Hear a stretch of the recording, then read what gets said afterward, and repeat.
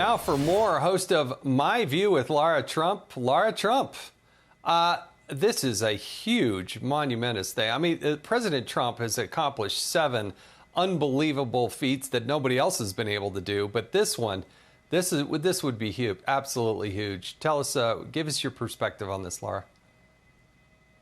Oh, you're right. And I think, Jason, no one else could do this except for President Trump. To your point, since he's been back in office, he has settled 7 different conflicts around the world. Now, some of them lasting days, some of them lasting decades, right? And now this one, of course, I think would probably be the biggest. And you go back to his first term in office and you have the Abraham Accords, historic peace agreements in the Middle East that at that time people said would not be possible. Remember back when people were worried about Donald Trump having the nuclear codes and they were saying, oh, he's going to start World War III.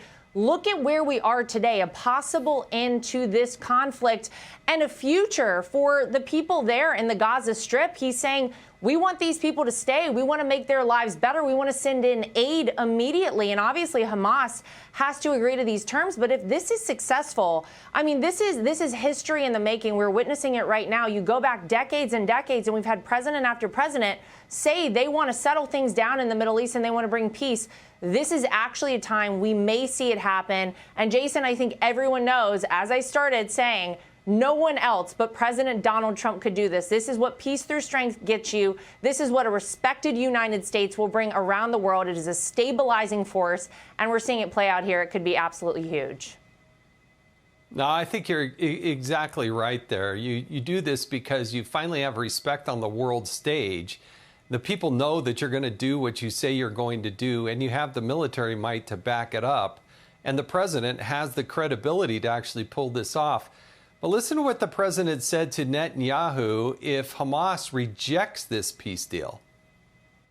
If Hamas rejects the deal, which is always possible, they're the only one left. Everyone else has accepted it. But I have a feeling that we're going to have a positive answer. But if not, as you know, Bibi, you'd have our full backing to do what you would have to do. I don't think he's mincing words. He's giving them every opportunity to come to peace. But do you think Hamas can actually do that? Gosh, I hope so. I mean, that's the negotiator in chief we just saw right there. Those little subtle things he says, they're the only ones remaining. Jason, it's basically the ball is in their court. This is something that Donald Trump has been doing for his entire life, negotiating deals. This one arguably is probably the biggest of his entire life.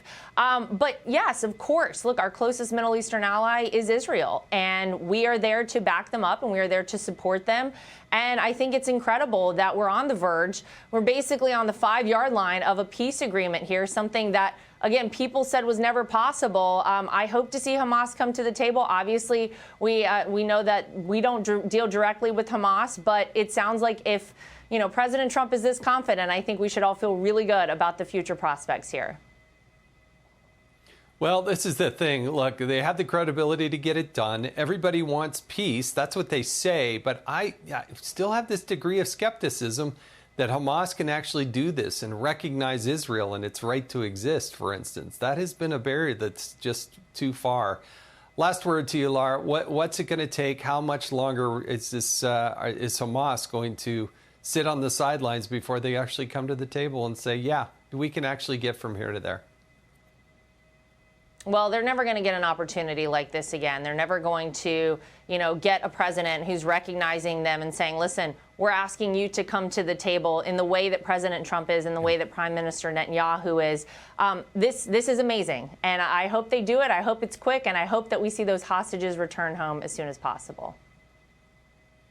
Lara Trump, live with us. Thank you for your perspective and congratulations on your show. That's a wonderful show. So if you haven't checked it out, you need to check that out. But thanks for joining us.